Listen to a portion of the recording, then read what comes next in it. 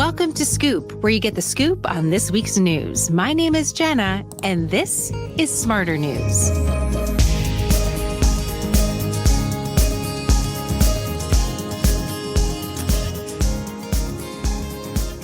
Well, they say as one chapter closes, another one opens. We had the closing ceremony of the Olympics just yesterday, and now it's onwards to the Olympics in LA in 4 years, which is hard to even think about. Let's think about 2028. Do you remember when 2024 sounded like crazy? Like 2024. 2025 sounds like that, and we're just a couple months away. I don't mean to freak everybody out, but let's just do it together as we start this broadcast and think about the timeline in front of us. The timeline is actually going to be important in a few of our stories, but we did see the chapter close for the Olympic Games, and we're going to start the march towards LA and obviously the next Olympic Games. And I have to say, this particular time for me and our family was really special watching the Olympics for so many reasons. It's the first time my kids were really old enough to understand the competition. And I realized actually only just yesterday that this was also the first time we sat down and watched, for example, a gymnastics competition together. It was the first time my 5-year-old ever saw someone perform and compete in such a way. And it was really amazing to see it through the eyes of children because you see it through such a different lens. And I'm a little sad. I'm a little sad that it's over because it was a nice distraction. It was a great time to bring the family together. We watched the Olympics almost every single night. It was also a moment for the country to focus on something else besides the election. And now with the chapter closing, it feels like we're really starting to brace ourselves a little bit as we go through the back to school routine, get towards Labor Day, and then quickly we're in that race towards Election Day in early November. So it feels there's a lot of mixed emotions. I do love that my children now are looking at these athletes by their first names. And I have to share this really funny story with you. So we were watching the closing ceremony. I was hoping it would be less controversial than the opening ceremony. There were parts that were confusing. We weren't totally tuned in. We kind of had it on, and I was hoping that they would be able to see Tom Cruise leaping off the top of the stadium and doing his stunt. I thought they would really enjoy that. But it's really cool to see my kids refer to the athletes by their first names. Now they're like, oh, that's Simone. Sydney McLaughlin is also very popular. Lavrone in our household is very popular, the track star. And so if she comes on a commercial, oh, there's Sydney, like she's our friend. Oh, there's Simone. They're on a first name basis, and it's so nice to see this sort of become part of their lexicon. They know these athletes, they love these athletes, they loved watching them perform.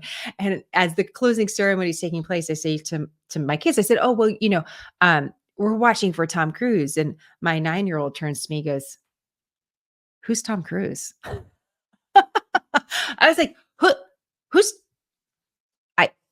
Tom Cruise is an actor? I was like, is this the changing of a generation? We talk a lot about cultural change and when cultural change happens and when it doesn't. And here's a cultural change in my family. Simone Biles, Simone, first name basis. Sydney, first name basis. Women, athletes, amazing women in so many different ways. Tom Cruise, no idea. Have no idea who he is. So at least for now. So we'll see if that actually stands. But as many of you know, Tom Cruise was really part of the closing ceremony and trying to get that transition from Paris to Los Angeles, where the next Summer Games are going to be held. And it was interesting to see that focus back on celebrity, because really the celebrities, the stars of the Olympics are the athletes. And just considering again where we are as a country, celebrity now has taken on a little bit of a different feeling sometimes with the politics that are wrapped up in it. So anyhow, that was the end. So the Olympics are over and we're moving on. A couple of things I didn't know about the Olympics. Did you know that you win money with an Olympic medal? I think it was just a couple of days ago that I realized that actually took place. I thought the Olympic medal was it, but you do win some money from what is your national committee. You can. Not every country does it the same way. For the United States of America, if you win gold, you win $37,500. For silver, it's $22,500. And for bronze, it's $15,000. I didn't know there was a cash prize associated with it, but There is. It's much different in other countries. In Singapore, if you won a gold medal, which they haven't been able to do in many years, you would win $737,000. How about Serbia? You might win 200 to $215,000. So different depending on the country. And although athletes in the United States are not paid to compete in the Olympics, there is a little bit of this added bonus. And obviously the sponsorships, we're starting to see a lot more of them associated with these athletes. So that's part of it as well. Very expensive to train for the Olympics. As many of you know, and a lot of these athletes, when they're not a name, a household name, they're paying for all of that themselves or figuring out a way to pay for it because of the intensity of the training. So I thought that was interesting. The gold medal itself, how much is it worth? How much would you think the gold medal if you decided to bring it to a pawn shop? Hopefully that decision is not part of the equation for these athletes, but let's just say they did. The market price for it as of the last several weeks was around $950. Sentimentally, it's obviously worth a lot more, but that is the market rate. So in case you see an Olympic gold medal, it's priced higher than that. No, that's what and now obviously the price of metals goes up and down. But now you know. Let's talk a little bit about what's going on with Jordan Chiles. I wanted to actually show you guys this. This has been a little bit of a drama, and it's the hangover from the Olympics. And I thought it was worth just touching on because I think it's going to be a story that's going to go into this week. And because the scoop is all about preparing you for the week ahead, I thought it would be worth going over. So Jordan Chiles is an American gymnast, and she was competing in the individual events. Did many of you watch the individual events? Let me go ahead and share this with you. So Jordan Chiles is doing a floor routine, and the floor routines were all very good. The Romanian athletes put together some particularly strong routines. And at the end of Jordan Chiles' time on the mat, her initial score was lower than some of these Romanian athletes. And they were going to get one of the athletes in particular was going to get the bronze medal. The way that the story played out from there is that the the American team appealed. They felt that the judges did not give her a properly high score for a certain exercise that she did. And by the way, it wasn't one of her big tumbling passes. It was one of her jumps. I don't know all the names for gymnastics, but it was one of the more minor moves. But they thought it deserved a higher score. So they challenged it. They appealed the score. And then that appeal came back in this immediate, very short time frame. And it adjusted her score higher, which put her on the podium for the bronze medal. Now, the Romanians were not happy about this at all. As you can imagine, it was devastating to see suddenly a score that was lower than yours suddenly become higher and you miss out on the podium. I mean, the whole country was actually involved at a certain point with Romania talking about how this was unfair. So the Romanian team appeals to what is like an independent arbit, arbiter, like a like independent source, and that's supposed to work through some of these issues. And it's a court of appeals of sorts. And so what happened is that particular independent body ruled just this weekend that not that Jordan Chiles didn't do the move correctly and wasn't deserving of a higher score, but that the American team took too long to appeal it. You have a minute, and they said they were 4 seconds too late, and therefore their appeal doesn't count, the score doesn't go up, and everything stays as it was, which means that Jordan Chiles will have to forfeit the medal to this Romanian gymnast. However, there's a twist, and this twist just happened yesterday. U.S. Gymnastics came out and said, actually, we have the video. We have the receipts. If we're gonna talk like the kids these days, we got the receipts. Here's the video. And we actually went and appealed this around 40 seconds, 50 seconds. Underneath that minute that we had to appeal, we have video evidence of it, and we deserve the higher score. Where that goes from here is another question, because there's a question of how you can appeal an appeal process. And so as of right now, it would appear that the American gymnast is going to have to give back her medal. Whether or not that's actually going to take place, or this story or the saga continues, we're going to have to wait and see. So that's where things stand today. I just wanted to give you a little bit of an overview over that so you can continue to follow it. It's sad, isn't it? Because it's not really about the performance of the gymnasts themselves. It's about the ability to appeal a judgment on how the gymnast performed and how the judges reacted during a very short time frame. I was trying to think about whether or not there's something comparable in another sport. I mean, we have instant replay in certain sports in the United States where you can have an instant replay, they can look at it and you maybe a call changes, but where it could have and obviously that can have huge consequences for a game.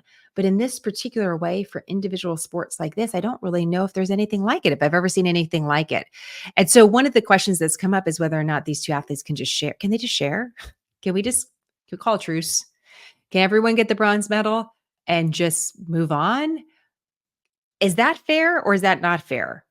Maybe I'm thinking a little too easy here. It is a competition, and whoever did the best at the time should likely win. But is that really the best path forward? Because it's not really about the performances. It's about whether or not the judges were paying attention at the first performance and whether or not these appeals happened at the right period of time. Anyways, now we're an expert at this process that we never knew about before. And if you see additional headlines, know that that's what we're watching for, whether or not there's an appeal to the appeal process and where it goes from here. We'll see. That would be so hard, wouldn't it? You work so hard. You don't think you make the medal podium. Then you do make it. Then you think to yourself, I am an Olympic champion, which by the way, Jordan Chiles already is because the U.S. gymnast already won the gold medal for the team event. So she is. But then you'd have to get back. That would be really tough to do. By the way, do you FedEx the medal? Like, how do you get it back to them? You send it straight to Romania? I don't know. I have so many questions. Okay. Before we get into some of the serious stuff, I want to talk to you a little bit about the economy, talk to you a little bit about national security and foreign policy. I do want to talk to you briefly about two different medical discoveries that I think are really cool that would be worth just mentioning to you quickly. And all of them are going to be on our website. So I'm going to pull that up for you so you can also just get familiar with some of what we're doing now. And two of these have to do with just our overall quality of life and also our ability to ward off disease. So let's just start with quality of life, especially going back to school. One of the things that's very common for parents everywhere is whether or not you're able to put certain snacks into your kids' lunch because of allergies that are happening in the classroom. And so one of the big news items that came out over the last couple of days is that the FDA has approved its first ever nasal spray for severe allergic reactions. So for parents or for anybody who could potentially have a very severe allergic reaction, has to carry an EpiPen on them, this is going to provide another alternative. And what it is, it's like a nasal spray, just as you see for, let's say, hay fever or something like that.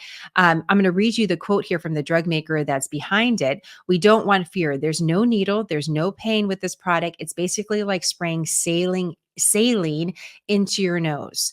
So this is what the FDA approved on Friday. It can treat severe allergic reactions. It's the first ever needle-free alternative that people can use for severe allergic reactions. Also, just to note, because I did say children, it's supposed to be for anyone that's weighing more than 66 pounds, at least or higher, that could have any sort of anaphylaxis shock for allergic reactions to food. Or anything else, quite frankly. It's not specifically food. I'm thinking about it in that context because that's kind of some of the stories that we hear about the most. Right now, it's going to cost about $200 per pack. And since it's newly approved, we're going to have to see how insurance covers it and also how widely available it is. But thought this was a really cool story. Wanted to make sure to flag that for you. And a great example of how we're seeing some new technology. I was listening to Dr. Rutland, one of our favorite doctors here at SmartHER News, who helped us through the pandemic. He did a piece on this. He's a pulmonologist. He's a critical care physician. And one of the things he said is that this is actually part of a broader trend where we're thinking about using nasal sprays more than other ways of treating any sort of condition. So where we would go with the needle for an EpiPen, perhaps this is another way, and it might be part of a larger trend overall. So that was important to also flag for you. And then also there's a new study. This is for weight loss injections. Okay. We've probably heard a lot about this. These drugs that were originally created for diabetes. Now they're being used for weight loss. They can be somewhat controversial. There's a question about long-term use and weight loss, and you'll hear different things from different doctors. I'm going to leave it to those experts to go deeper into that. But what's interesting about this new study is it was taking a look at cancer rates and looking at those that were specifically using medication, these selections of medication, along with other diabetes medications, other things. And in general, just looking across the data, so it was a synthesis of the data, it appeared to show that for certain cancers, there was a drop in rates for those that were using these sorts of medications. I love this quote from the oncologist and American Cancer Society's chief patient officer, Dr. Arif Kamal. He said, unhealthy weight is the smoking of our generation. And so we have a list on our website of this study and also how it is affecting which cancers that are often referred to as obesity associated cancers. However, when I first saw this, I thought to myself, well, does that just mean that if you lose weight, I mean, is it really about losing weight? If you just lose weight, are you going to have a lower cancer rate? We know that you're just healthier overall if you're able to be at a more healthy weight for your body, whatever that is. But actually, if you look into the fine print, it's not just about losing weight. So they were looking at also a subset of patients that were taking these medications that weren't losing a ton of weight. They were still getting what they believe is a benefit. What that is and why it's happening, they're not entirely sure. But we do know that these drugs do affect hormones. They do affect appetite. And so there's a desire to do some entangling there and ask, can these drugs be used? Here they've been approved for years for diabetes. Can they actually be used in ways that could really benefit a wider population? So I wanted to make sure you guys had access to both of those stories. They're both on our website. So if you'd like to check them out, highly encourage you to do. I like focusing on some of these new discoveries. It makes us feel hopeful about a world sometimes when we can focus on the more pessimistic side of news. So wanted to make sure that those are up front and make sure to at least flag them for you. Let's talk a little bit about the economy, because we talked about the stock market quite a bit last week. And that was because we saw stocks just sell off. And it was Monday when there were all these headlines around the world about it being a bloodbath. I mean, these were some of the quotes that we were seeing about the stock market. That can make anyone afraid. We did talk at the time that we were in the middle of a trading cycle. We had to watch not only where markets closed on Monday, but also where they closed out the week. And if we take a step back from last week, that was really important advice. Someone gave that to me as a young journalist covering business news, but it's important advice for us all to remember if we ever see any scary headlines about the stock market, because it's not just what's happening in the moment, because things are changing second by second. It's what is happening in an entire trading day and also what's happening for the entire week. So if we take a step back from the entire week looks kind of like more or less flat. It didn't show that these huge losses in the stock market that can cause a lot of concern about the state of the economy, about what's going on with the markets overall, what's going on in the world markets, whether or not this is going to affect. None of that was permanent. There was a recovery period in the week. That doesn't mean we're not going to see more volatility. It just means it's just a great reminder to remember that as we might see the stock market react to a lot of different news over the next several weeks. So the reason why we were looking at the stock market more than just chasing what stocks were doing is that we saw a broader concern from investors about a series of different news items that were potentially suggesting that the United States could be heading towards a slower economy, potentially even a recession. And because that concern seemed to be floating around and bouncing around with investors, that's what was causing the stocks to sell off. And that's a real reason. That's a big reason that can affect all of us. That's why we were paying attention. It's curious now to see who's commenting about recession. And one of the quotes that I found, particularly that I wanted to flag for you, came from the Bank of America CEO, Brian Moynihan. He periodically does interviews, not a lot, periodically. He's a CEO of one of the biggest banks in America. And I want you to hear what he says about what he's seeing when it comes to the American consumer. In our consumer base of 60 million customers spending every week, what you're seeing is they're spending at a rate of growth over this year over last year for July and August so far, about 3%. That is half the rate it was last year at this time. And so the consumers slowed down. They have money in their accounts, but they're depleting a little bit. They're employed, they're earning money. But if you look at it, they've really slowed down. So the Fed is in a position they have to be careful that they don't slow down too much. Right now, where they are spending at is consistent where they spent in 17, 18, 19, a low inflation. more normal growth economy.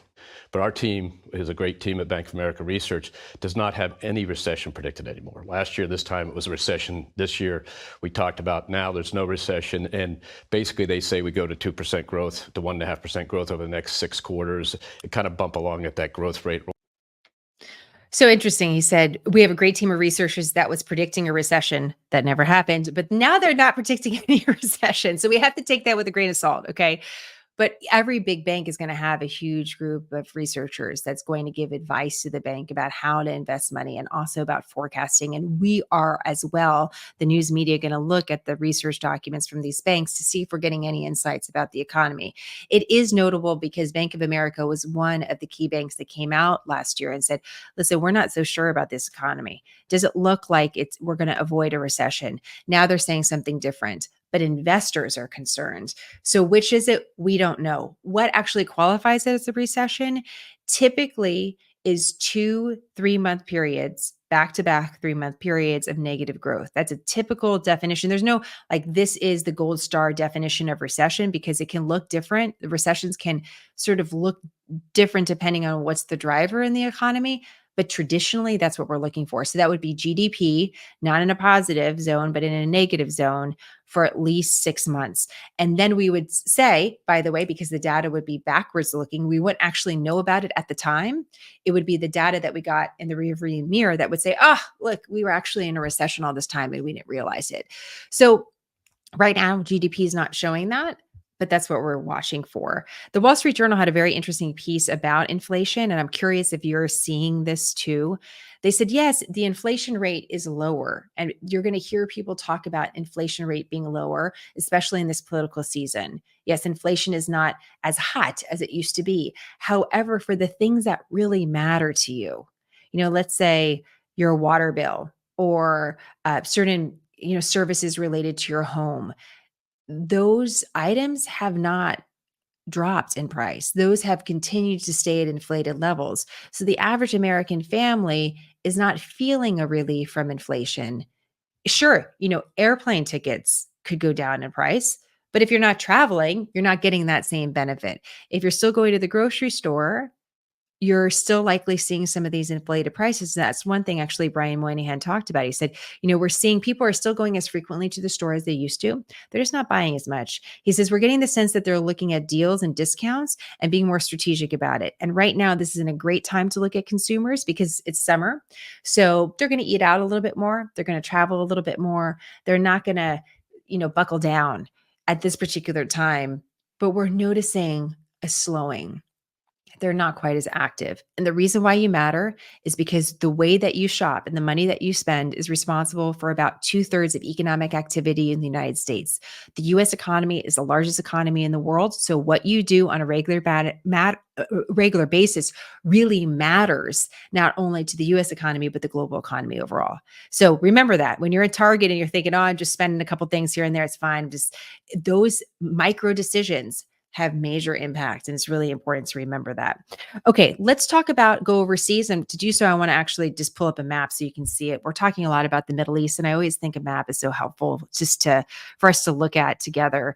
There's so much focus, obviously, and for good reason, on Israel and Gaza because of the ongoing war there. We're going to talk a little bit about Iran, and I want you to see where Iran is located to Syria and Iraq and Israel. It obviously takes up this broad swath of land, and it's a bridge between what we would kind of describe as the heart of the Middle East and then also over to Afghanistan.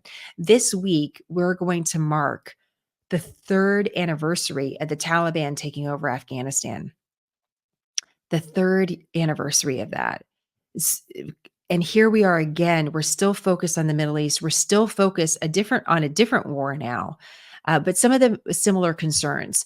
What I want to start out with here in our discussion about what's going on abroad is the injury to U.S. soldiers. We know at least 5 soldiers were injured in the last week, and they were injured in some sort of rocket attack. Apparently, we don't get a ton of details about this. It's very typical. We don't get a lot of details at one of the major Air Force bases in Iraq that we still have a U.S. presence at.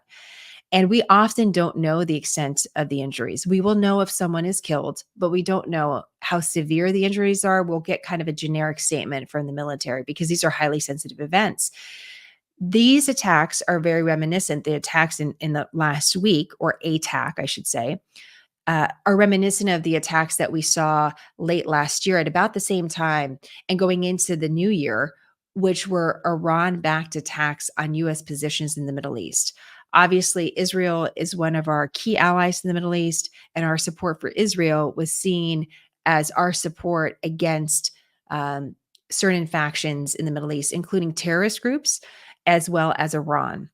What's believed to have happened in Iraq here is that Iran backed militia, which is the typical profile of the group that would attack a U.S. position, fired on Al Assad Air Force Base, and our soldiers were injured there. This needs to be headline news because anytime our soldiers are attacked, and we know that they've been killed before in the past year based on these attacks, it's a major deal. It can certainly be a major deal. I do find that the media is not paying as close attention to it. And I really want to make sure that you know that it's taking place because it's an escalation. It helps explain why we will see something like this from the Secretary of Defense posted on Monday morning that we'll wake up to. And I'm going to read this to you. I called Israeli Minister of Defense Gallant on Sunday to reiterate our commitment to take every possible step to defend Israel and noted the strengthening of U.S. military force posture and capabilities throughout the Middle East. Reinforcing this commitment, I have ordered the USS Abraham Lincoln Carrier Strike Group, equipped with the F-35C fighter jets, to accelerate its transit to the Central Command area of responsibility, adding to the capabilities already provided by the USS Theodore Roosevelt Carrier Strike Group. I also ordered the USS Georgia guided missile submarine to the Central Command region. This is really important. We will talk about the movement of ships and what that's one of the key areas of the US military. I say this not just as a Navy wife, my husband's a Navy veteran. I'm not just saying this to go Navy, beat Army. I'm not saying it for that reason. But US naval strength is one of the key areas of superiority that the United States military has. We will often talk about the movements of ships. We do not often talk about submarines at all. We don't like to talk about submarines. It's very highly classified to talk about the movement of submarines. There's no published material that on the record descriptions exactly how deep the submarines go and what sort of technology they have. This is one of the key parts in the U.S. arsenal in the Navy. So to say something so clearly is, by the way, we're moving all these ships. We're going to move these fighter jets. And oh, by the way, a guided missile submarine too, just the region. Just FYI. That's important. That shows that there is concern about further escalation. And this is all following the weeks where we have seen Israel target terrorist leaders in the region responsible for attacking Israel, either through the terrorist attacks on October 7th or separately in the fighting that has followed. Important to note when we talk about the fighting that has followed, we talk a lot about Israel's attacks on Gaza because the attacks continue there. But Hamas also continues to fight Israel. That's a terrorist group, is designated by the United States, as well as Hezbollah in Lebanon to the north of Israel. Iran supports these terrorist groups. And so the concern is now, especially that U.S. soldiers have been targeted, is what is Iran planning? Are they planning a larger attack in the region? What could that look like? And the United States is stating very clearly on the record that we're preparing for it. Whether or not this bubbles over into an all-out conflict that's bigger than what we've seen in the last year, and come October, we're coming up a year of war between Israel and Hamas and Gaza. We don't know, but it's something that I really want you to be aware of and that we're going to continue to watch. In addition to that, though, I also want to flag another story for you. We talk a lot about terrorist groups and terrorist groups that have been involved in this most immediate conflict in the Middle East. A few years ago, we were talking a lot about ISIS.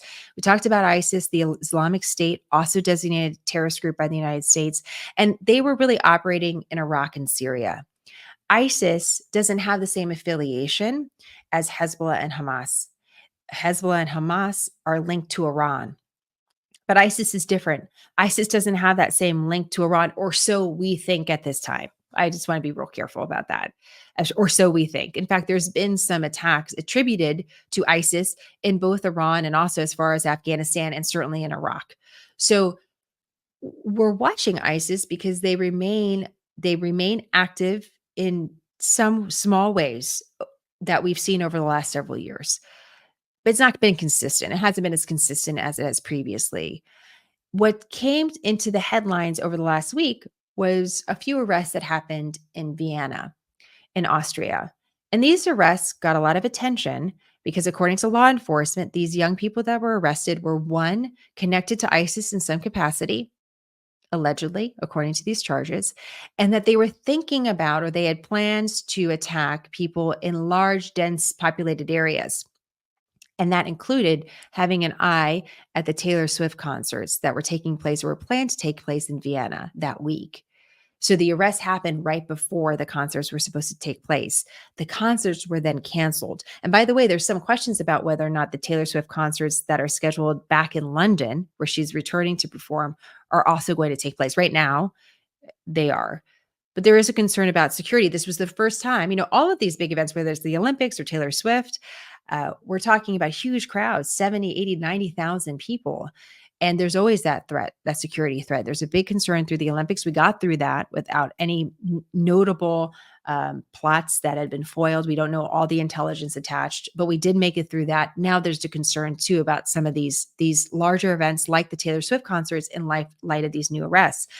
But one of the questions I'm asking in our Scoop newsletter that should be delivered in your inbox later today, for those of you who are insiders, is a question about whether or not, it's easy to sort of shrug off, oh, Taylor Swift concert, that's a catchy headline, Taylor Swift and terrorism, there's alliteration there. There's all sorts of ways to kind of shrug off this news. But I want to show you something that the Wall Street Journal just published this weekend. And this proves that perhaps there's a bigger story here and one that we should pay close attention to.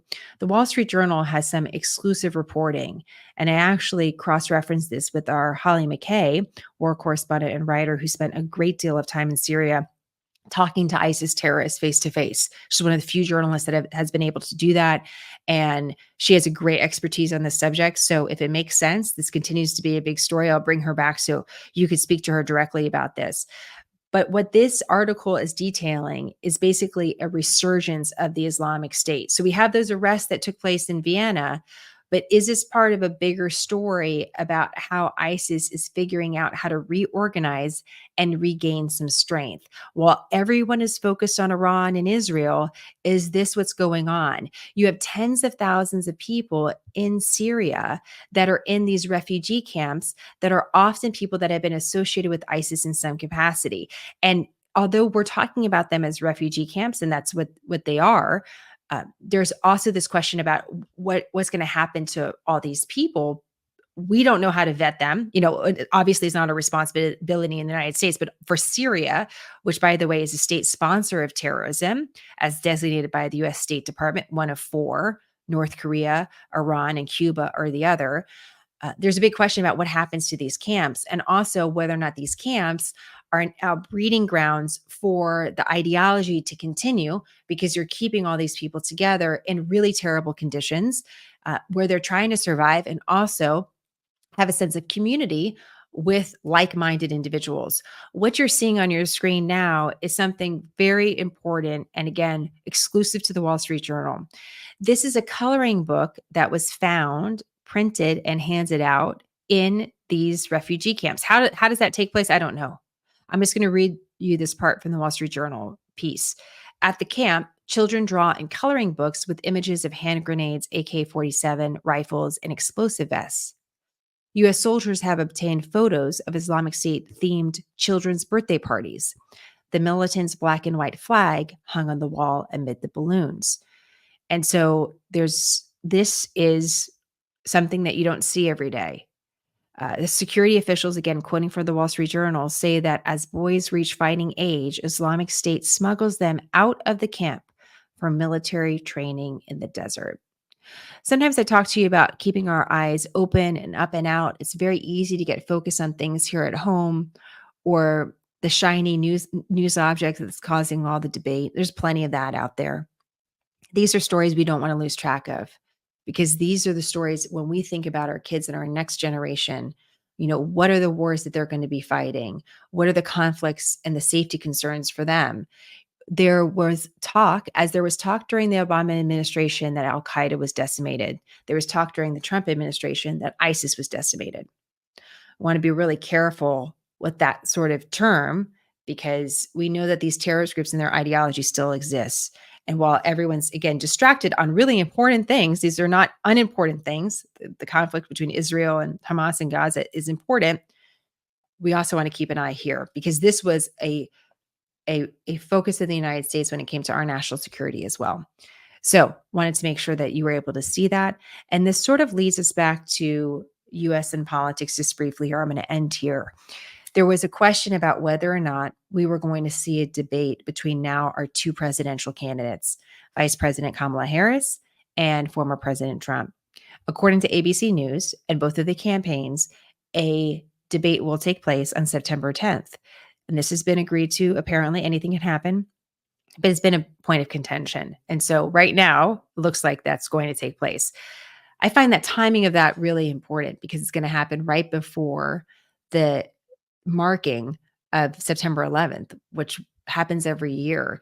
And what an interesting framework for a debate to talk about national security and whether or not we're safer now. What do we do to make America safe? What do we do to increase our national security? What are our top priorities when it comes to foreign policy? It actually sets up potentially what could be a very rich debate on that topic just because of the timing. I don't know if ABC is going to go there. My inclination is probably they're going to focus on other things, but if it was a debate and there's other debates agreed upon, and we don't know if that's the case, sometimes debates will have identities as a foreign policy debater. This is the debate on the economy. We're going to focus an hour and a half on this particular issue. It would be my desire to do that, especially if the debate is happening on September 10th. So we'll see. Remember what I said last week. All of these campaigns are putting together these ideas and they're floating, whether it's like a motto or a commercial, they're kind of floating it over the American public to see what sticks, what stings, what seems to catch attention. And that's a trial period. And a lot of that is going to end come Labor Day, because the campaigns are going to try to coalesce, they're going to try to come together, really focus on what is their plan of attack against the other campaign and what they're going to do to give themselves an identity that will motivate the American population in general to come out and vote for them. So just a couple things to think about there. It is something to look forward to. September 10th, that's going to be the debate. So we'll get through Labor Day. You have a couple weeks if you just want to check out, which I totally understand. We'll keep you updated on all the politics. By the way, there was a little bit, and this is going to be tucked into our newsletter. Microsoft came out saying that they were very concerned about cyber activity that they attributed to Iran directly, that was looking to influence voters in swing states specifically. That would include states like Pennsylvania, Wisconsin, Michigan, and also to try to gain access into the data from campaigns, so emails, information. And there's some parallel reporting from places like the Washington Post that are suggesting that these media organizations have received what is believed to be described as stolen material from certain campaigns. Right now, apparently it's from the Trump campaign. Just want you to also have that on your radar. There's been a lot of talk over the last 2 election cycles about foreign interference, sometimes in a way that's completely valid because we know that foreign actors and our adversaries are trying to sway the American public, trying to break us apart. We know that's part of a strategy that predates us. That's our adversaries are trying to do that for decades. But sometimes too, that accusation about election interference has been weaponized for political purposes. And we have to also be very careful about that. I was thinking back specifically in October, going into the 2020 election, there was a big story about Hunter Biden and a laptop that was found and incriminating evidence that could potentially be on this laptop.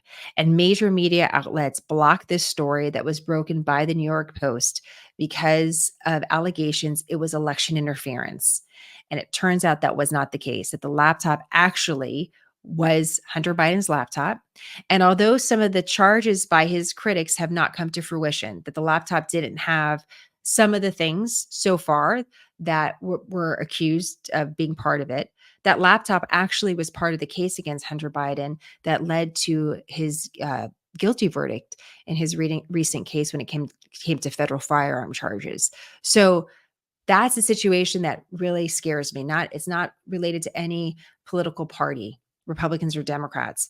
But when the media decides to suddenly come together and shrug off a story that's exclusively from one media outlet because of charges of election interference by a foreign adversary, I think we have to be really careful about keeping the public from information. I want more information for you so you can make up your own mind about things. I don't want less information for you, or to shrug off things as election interference, even if that's the case, if it's election interference from an adversary. And that's a theory, a working theory, or if it's the facts, I think you should know about. Obviously, you should know about it if it's the facts. If it's up for debate, I think you should know about that debate. You should be part of that debate, because all of this, whether it's the press or whether it's the politicians that are elected, we are all your employees. We're at your service.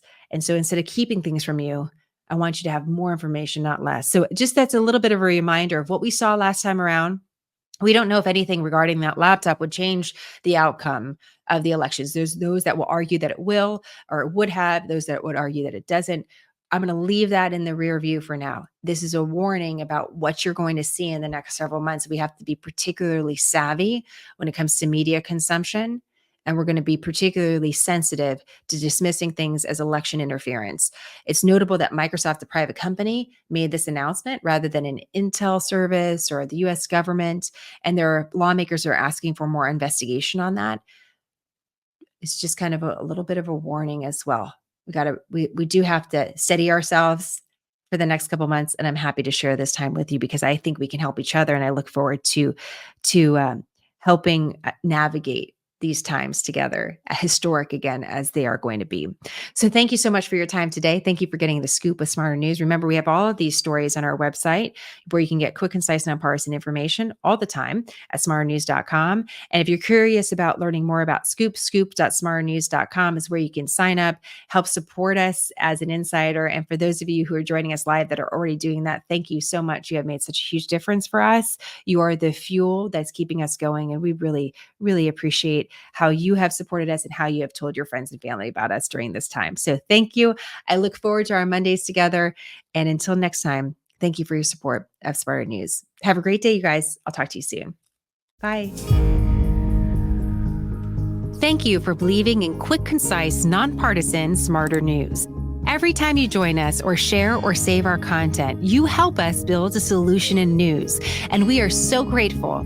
We have a few other ways you can support our mission, from joining our insider community scoop, to shopping our gear at our SmartHER shop, to just telling a friend. The best way to do any of this is to visit smarternews.com or follow us at SmartHER News on social media. Don't worry, we put all of this in the captions so it's easy for you. Plus, we added our email just in case you want to drop us a note. We always love hearing from you. Thank you for helping us deliver news smarter.